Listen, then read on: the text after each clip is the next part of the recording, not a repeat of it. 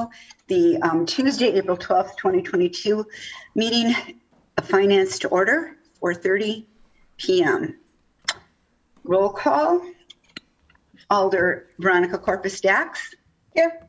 Alder Brian John. Alder Bill Galvin. Here. And Alder Dorf is here. I'll entertain a motion for the approval of the agenda. Move to approve. Second. Motion to approve by Alder Johnson, second by Alder Corpus Dax. Discussion, seeing none, all those in favor say aye. Aye. Opposed, nay. Motion carries. Agenda is approved. Approval of the minutes from the March 8th, 2022 meeting. So moved. Second. Moved by Alder Corpus Dax, second by Alder Galvin. Discussion, seeing none, all those in favor say aye. Aye. Aye. Opposed, nay. Motion carries. Regular business. Before we start regular business, I would like to understand Director Ellenbecker. A lot of these items tonight are around some bonding that has already been approved. So can you explain to me what this would be about? Why does council need to pass this on Tuesday? Why is it important? Okay. Yes. So what happens is the council approved dollar amounts and items that they wanted to approve. It appears that last year, the second time we brought the bonding request through, it also had the initial resolutions with it through finance. So we didn't have to bring it back through finance. These are the resolutions that need to be approved to give the permission for us to move forward now, and then we will go out for our ratings call. We will complete this item called the POS. Our bond counsel and financial advisor will be working forward to get the sale ready for these items. So they need the initial resolution to give them action, I believe, to move forward. And then we will have the final resolutions in May that go to the council. So, I appreciate all you alders attending this additional, it's not really an additional meeting, but attending this meeting, because when we put the timeline together for this bonding, I didn't take into consideration this meeting that falls kind of between election and the next council meeting. So the initial resolutions have to be approved by council. There's a waiting period, and then we will bring the final resolution through. And we have the dollars and the items that we are bonding for. Then what's included in here is there's a list, the upcharge for the issuance costs, and there's special resolutions for the different type of bonding that we are taking through. That's what these are for. It's really a summary of what we had approved back at the council in February. So have the departments been able to move forward with any of their planning prior to these being approved? For example, with getting road construction bids, things like that, because we did approve the bonding, are they still able to move forward, or do they have to wait till this is approved? They can certainly be doing their planning. At this point, that the council still has not actually officially awarded or done these resolutions. So they can't actually put any, they can't actually go ahead and purchase anything yet that's on this list until these final resolutions are approved. Okay, so this is pretty critical, and we'll have Alder Johnson and Alder Galvin at that meeting. And so if there's an explanation needed, I did want them to hear that first, but I think you may need to be there. Of course, you will be there, Director Ellenbecker, but you just may need to provide an explanation, or you may not. I don't know. We'll see. All right, item one. Alder Dorf, just a quick comment on that too. And I appreciate that you asked the question, because even though I saw what was happening here, what kind of struck me as interesting is that, the next council, right, is going to have to be the one that actually authorizes the issuance of the bonds, even though we've already directed staff to proceed as though this is happening. And of course, it's a wild card. Anything can happen, any council, anytime. And you're asking two different bodies really to approve this process. And so I just can't help but wonder, as feedback for Director Ellenbecker, from a timing perspective, when we do this in the future, if there's any way to ensure that an issuance can occur with the same council that approves the bonding request, to prevent any possible, disruption in that process. Yes, I would certainly can take that into consideration. Last year we bonded later in the year. So if it was this year, that wouldn't have happened. We would have all been with one body. We've been trying to move this issuance up earlier. Again, the process takes 2 to 3 months to bond. So by the time we get the final decision, then once we have our numbers, then we take it back to bond counsel and financial advisors, and they go out and they look at the structure. They try to figure out, they go through all the work of getting it ready for the sale. And so there's just a timeline with it. So yes, I certainly can take that into consideration. Again, all of a sudden when it came around to this meeting, we were like, should we or shouldn't we have this meeting? And our timeline all the while, if we don't have this meeting, it just pushes back the borrowing another 2 weeks. So that's why we were asking if we could, that's why we are here in front of you and hoping that it will go to council, and at least the initial resolutions would go to council on next Tuesday. So I'm pleased that a future alder is actually attending the meeting. So there'll be 3 of you then aware of what's at stake here. And I think it's always good to have that information. Are we ready? Go on to the first item. Okay. Consideration with possible action, the approval of the State of Wisconsin Emergency Management Urban Search and Rescue Emergency Response Services contract. Staff or committee, do you have questions? I have no questions. I have no questions. The information Chief Litton put out was pretty self-explanatory. It went at great depth, make it pretty understandable. Does anyone else on committee have questions? Move to approve. Second. Move to approve by Alder Johnson, second by Alder Galvin. Discussion, seeing none. All those in favor say aye. Aye. Aye, opposed nay. Motion carries. All right. Alder Galvin, I'm just curious, in that agreement, what did you think about section 4, item 32? Did you agree with that? You have that memorized there, Alder Galvin? Let me check my cliff notes here. Now, I think this is an interesting item, item 2, agenda item 2, which is to the summary of the borrowing request approved at council meeting February 16th, 2022. So do you anticipate that you'll have discussion at council? I apologize. I actually didn't refer to our attorney. I wasn't quite sure how to get this information back in front of you because I thought if I just brought you the initial resolutions, you wouldn't have anything to compare this to real. I wanted it to bring back the items that made up all these initial resolutions. So it's a summary of everything that was already approved. There was another. So the first page was the detail. The next one was the summary. And then behind it is actually some information from Ellers. And actually we have a representative from Ellers on the line. If and when you have any questions on the information, Jonathan is here to answer any questions. But again, I should have probably checked with our attorney, make sure the item is acceptable. I just wanted to give you some more background information before we went into the resolutions. So this is really an informational item. And it perhaps would be wise to have someone from Ellers on at the council meeting on Tuesday. Yeah. Okay. So this was a summary of the borrowing, and I can remember most of it. We spent a lot of time on it. Do we want to maybe open it up and go over it? What would the committee like to do?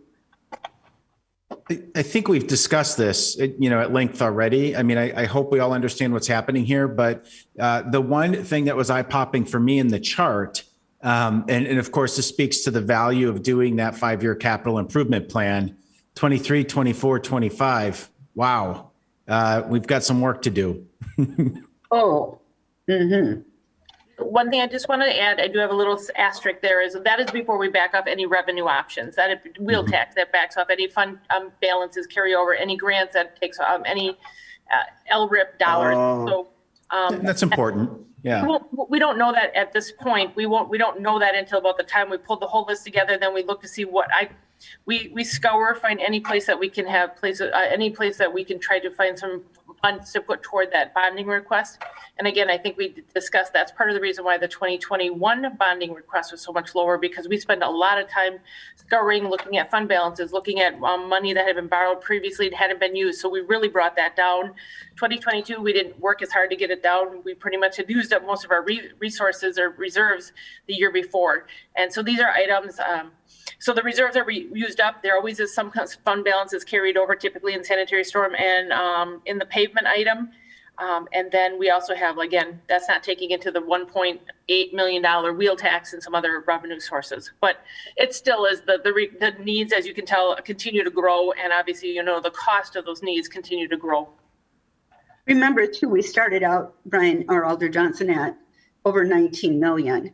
And we did manage to get it down to 6. We did have to cut some roads because that's when you look this over completely, that's where most of our money goes in Department of Public Works. And that's where the cuts came from. So I think the other thing happening though that maybe gives me more hope is the whole reassessment going on in the city. Director Ellenbecker, would you see that would be bringing in possibly more revenue? It would be certainly depends on how the committee and the council chooses to move forward. If you were to leave your expenses the same or take up your normal 2% increase on, roughly a 2% increase, but you bring your mill rate back down so that most people's tax bill would be about the same, then you really aren't going to bring in more dollars because it's just going to reallocate the dollars. You have the option of, if you choose not to bring the mill rate down all the way down to that same level, and you take. So it can, but it's going to be it's up to the council how they want to. If that reval is going to bring in additional dollars, or if it's really just going to reallocate the dollars, the assessment of the base. This is true, so that it will be up to the new council to see if they can, make those decisions, and they'll have to learn. They'll have to learn about it. But Alder Johnson and Alder Galvin will be some good teachers here, and they'll help them understand what's at stake. All right, so this was just a overall summary. So really what we need to do is, do we want to receive and place on file, perhaps, or? Can I make one Yeah, comment? There sure. was, Alder Johnson had asked some questions about the length of our notes. And so we did go ahead and try to get a little more information on length of notes. Okay.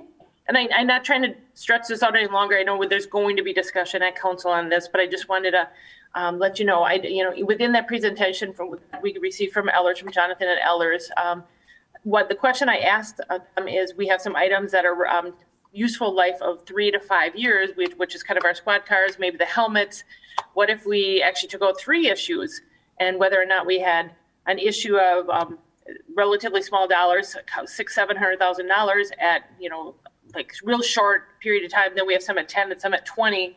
And Jonathan went through and did a few scenarios, and I'm not sure if I could bring up his PowerPoint presentation. I'd love to hear this. I would love to hear about this and get it explained. I would. It would be really interesting. And I was going to ask it when that particular issuance came up on the agenda, but this is great. We'll do it before we talk about those. So. Okay. Do we have to open the floor? Do we need to open the floor for Jonathan to speak? Motion to open the floor. Second. Motion to open the floor by Alder Johnson, second by Alder Corpus Stacks. All those in favor say aye. Aye. Aye, opposed nay. Motion carries. Okay, the floor is open. I'm very excited to hear the enthusiasm to understand this and get some more background on it. So that's a positive start. Okay, so and I want to clarify one thing. If you wanted to look at a smaller issuance for just say the police squad cars, we could actually just do that within the GO notes. It wouldn't need to be a separate issue altogether. We could just simply create a new amortization schedule that would be 3 years versus the 10 years for everything else. But the impact of that, just like the impact of having to do a separate issue altogether, is it's going to impact the tax levy increase each year. So this first table is just the sizing. So it shows what you're paying for at the top under the bonds and the notes. And then underneath is the cost of issuance breakdown by purpose. Each of these purposes at the bottom correspond to the resolutions, the initial resolutions that you'll be considering a meeting. So this is just how we add everything up to get to those sort of bottom line numbers. Jonathan, is what you're saying that by issuing it the different levels that you're talking about, you said they'll have an impact on the levy. Is that because it will cost us more? It won't cost more in that, you know, if you're paying off more quick, will actually cost less because you'll be paying less interest over the life of that specific asset. Yes, understand. But it will, since you're pushing principal up, where you'll be increasing the debt service levy beyond what we kind of had projected. So that's where the increase would be. So that means that the mill rate would need to go up to cover that. Yeah, all else being equal, you would have to increase the levy, which would increase the mill rate. So yes, and so what we've done, Diana, if you want to kind of go down towards the next page, is I think you understand the sizing here, but what I've done is shown it two different ways, and there's just so many numbers to look at, but I'll try to boil it down. This version is called structured payments, and what it is we've deferred principal in some places and structured the annual principal payment such that we can target a specific levy increase each year so that it's very stable. And Diana, if you want to just jump to keep going 2 more pages and 1 more page after that. This is really where it all comes together. So this takes the full debt plus the what you would be issuing this year, plus what we project you'd be issuing for the next 4 years, and totals it up to a debt service levy. And as you can see, all the way to the right side, there's a net debt service levy this year about 10.6 million.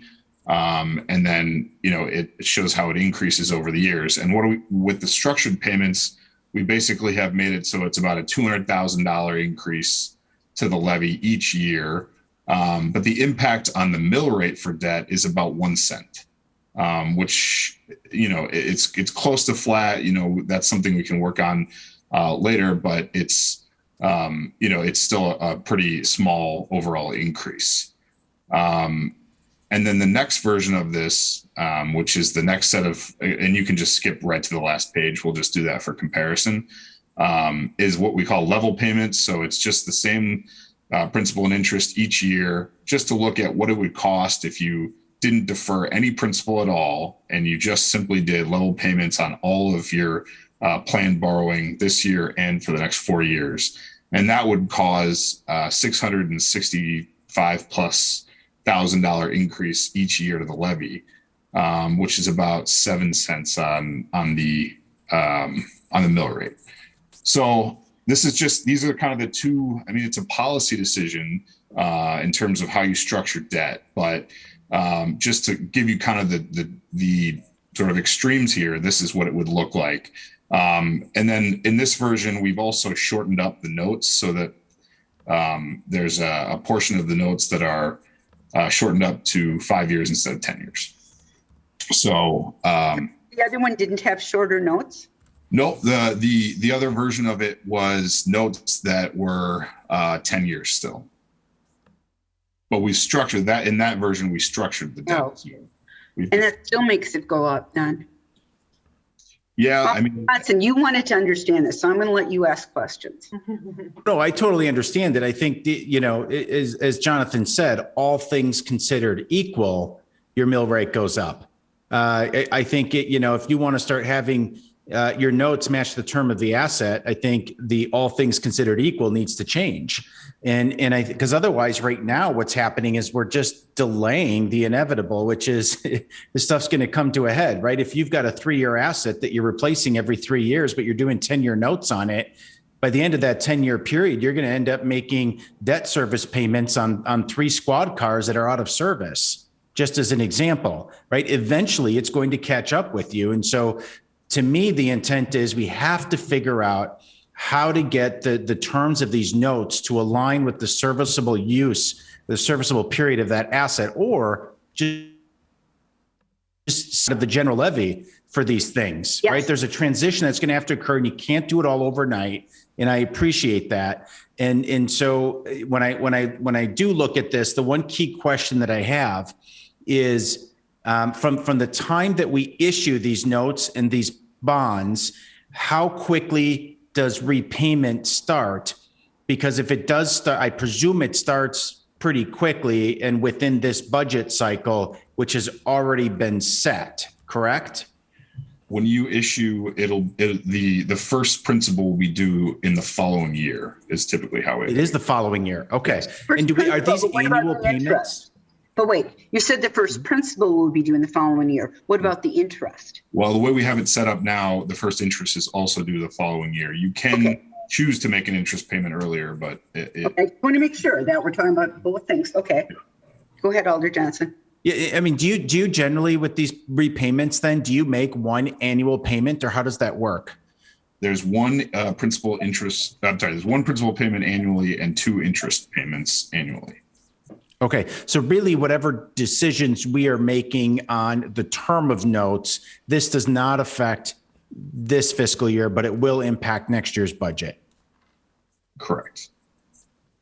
Yes, this year is already set. Okay.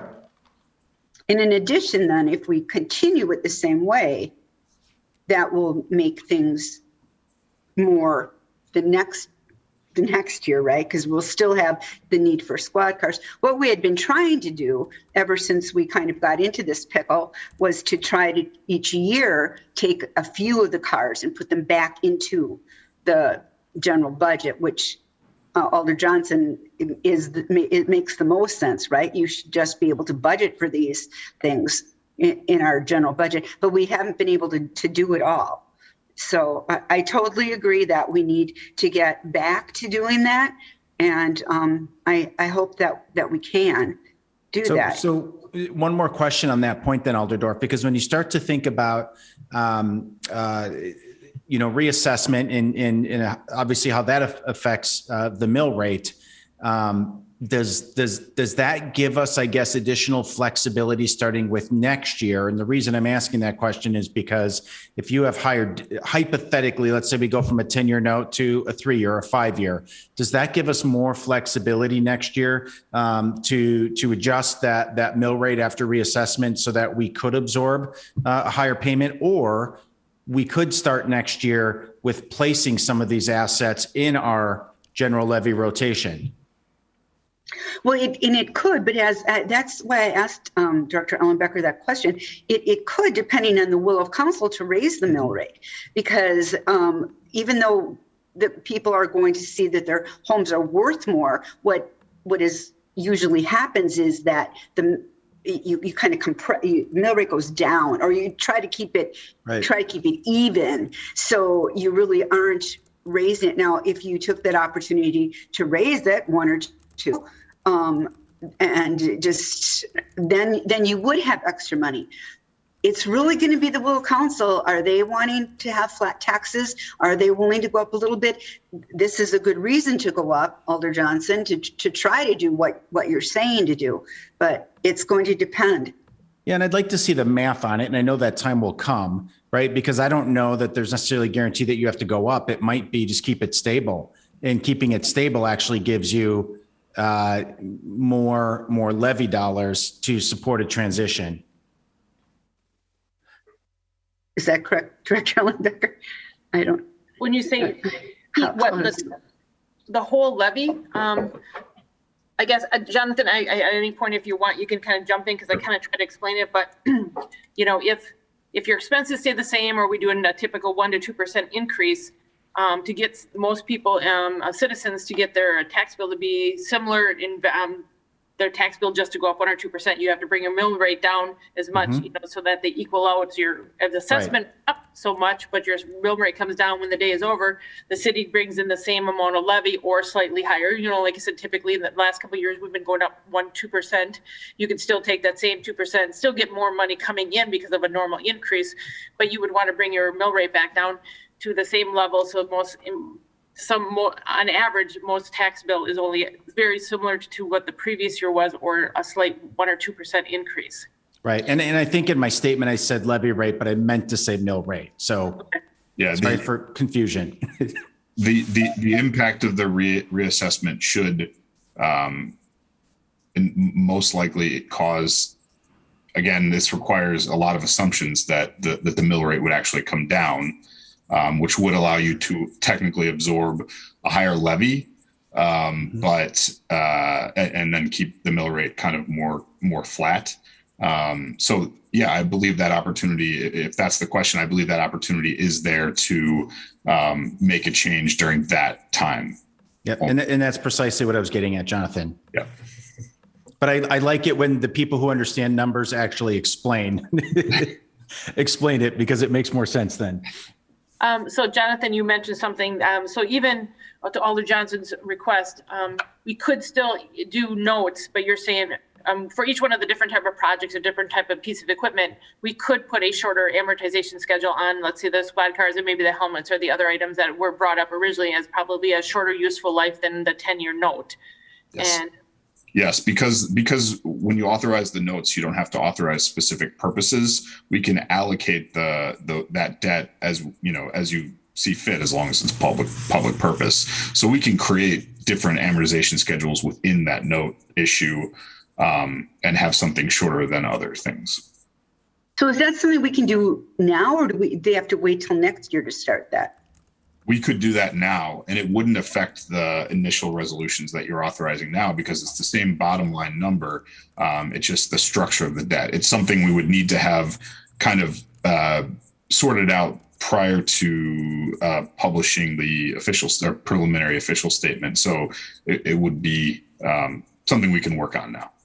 But it would cause payments to be higher. Yes. It would cause them to be higher because it's your principal. But your best time to address that, again, is when you're looking at your mill rate modification through a reassessment. I agree. Yes, I agree. And so, Yep, so that's our just, opportunity. Yep. yeah, so that I understand again clearly, the issuance can occur tonight. We don't have to identify the amortization schedule tonight. So if we proceed with the issuance based on what council has already authorized, can we direct you, Diana, to come back then to the next meeting with some amortization options that more clearly, visibly, right, tell us what that repayment schedule looks like, so that way we know how it's going to affect our mill rate? Does that make sense? I would be reaching out to Jonathan, so I'm going to let Jonathan answer that question. Yes, absolutely. We can bring some schedules and some options to look at for how to structure it. Yeah, because the one thing I don't want to do is just flippantly say, oh, give us a 3-year amortization on these squad cars and helmets without knowing how it's truly going to impact us. But if we can do that, where we approve the issuance and then do the amortization later, that is something I would like to see some options on. Sure. Good. Sounds good. What else on this item? Anything? Jim, are you getting all this? You don't have to answer. You're muted, but. I'm so glad he's here. It's very good that he's here. I'm getting it. An Okay, engineer, he knows numbers. he does. So is this All to right. receive and place on file? Sure. I'll take that as a motion from Alder Crowell, second by Alder Galvin. Discussion, seeing none. All those in favor say aye. Aye. All right. Opposed, nay. Motion carries. All right. Can we Just close a the point- floor, please? Yes. The floor is still open. Do we need to encapsulate in a motion, probably on the issuance, to come back with the amortization? Or Diana, will you just know that that's something that we've requested? Do you need it captured in a motion somewhere? Well, I believe it would only be the notes in which we would be working on a different amortization schedule. Jonathan's nodding, that would be agreed. So that would be actually, I'm looking at, it actually would be, I'm just looking at, there's just one item that is specifically to the notes. Yep, I'll find it, Diana, 11, when it item comes 11. up. It is correct. It is 11. So that would be the one if you wanted to modify that one. The other ones are really all structured. Everything above that is up to the 14.475 million is right now at a 20-year bond. Yep, got it. Thank you. Okay, so we'll catch that at number 11. All right, number 3, an initial resolution authorizing the issuance of not to exceed 6,040,000 general obligation bonds for street improvements. Yeah. I mean, this is like, we've already approved this, right? Correct, but there's different purposes in which you have to set these initial resolutions out. So when bond council went through them, one's for street improvements, one's for sewer improvements, one's for parking lots. There's different purposes. So when we borrow, we can only use them for those purposes. We can't decide to put a playground equipment in for the money that we borrowed. For That street would be if we borrow for it. Pam just brought it to my attention. The floor is still open. I'm wondering if you want Oh, I was just let's going to bring close that up it. and I was going to tell Joanne to cover her ears and All right, I'll entertain a motion to close. the Motion floor. to close the floor. second. Close by Alder Galvin, second by Alder Johnson. All those in favor say aye. Aye. Aye, opposed nay. Motion carries. Floor is closed. I Okay. think you could actually take these resolutions together if you wanted a group potentially 3 through 10 together. I think you have that Okay. option, but I didn't ask the attorney first to start with. Or would you Motion to prefer approve items 3 through 10, or motion to suspend the rules and take up items 3 through 10 with one roll call vote. And the attorney is nodding. There's a Second? second, Elder Galvin, to suspend the rules and take up items through 10 on a roll, on a one vote. Voice vote. All those- A voice, okay, all those in favor say aye. Aye. Aye. Aye, opposed nay. Motion carries. All right, now we need another motion. Motion to approve items Second. 3 through 10. Motion to approve items 3 through 10 by Elder Johnson, Second. second by Elder Corpus. Hearing none, all those in favor say aye. Aye. Aye, opposed nay. Motion carries. All right. We will go And down to number 11. I would make a motion to approve and direct staff to come back to the next finance committee with several amortization schedule options for council to consider. Second. Okay. Motion by Elder Johnson, second by Elder Corpus Dax. Any further discussion? Just so that we know that the issuant of note is spelled issuant of not. Oh, Good catch. okay. All right. Any further discussion? Seeing No. none, all those in favor say aye. Aye. Aye. I oppose nay. Motion carries. Informational, the 2022 contingency account is at $200,000. And your next finance committee meeting will be held Tuesday, April 26th at 4:30 PM.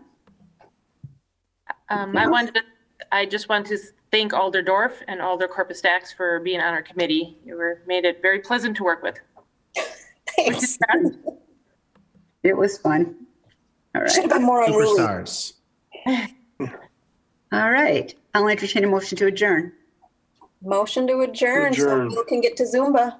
Yeah. All right. Second. Motion by Elder Corpus Dax, second by Elder Galvin. All those in favor say aye. Aye. I oppose nay.